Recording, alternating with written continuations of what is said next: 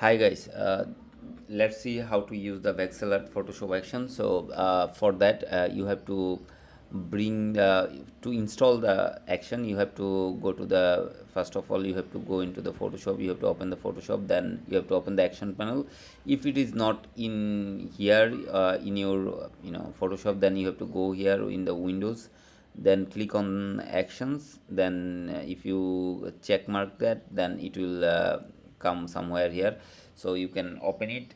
Then you have to load the action. So how you will load it, you will go inside click on that, then click on load action, then browse to the action file, then browse to that file, then click open. It will just open here. So let's see how we will use it. Remember that to uh, use it, make sure that your Photoshop version is in English, and uh, the image mode is 8-bit actually. So 8-bit channel, it check to 8-bit channel. Okay, so let's see how the action will work. So if I click on the Vexeler, then hit play, then it we are seeing a instruction. Please select the object with the object selection tool, click stop, and this is the object selection tool. You can see, click on that object selection tool, then drag the and select the object. It will Photoshop will automatically select the object for you. So if everything seems perfect for you, the object selection, then just play the action again.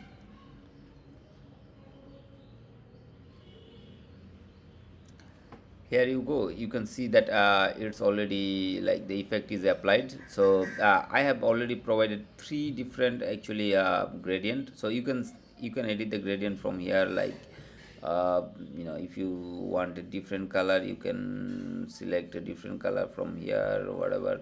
You can see that you can change the gradient and the color will change. So you can change it to according to your need. I have also provided three different colors here.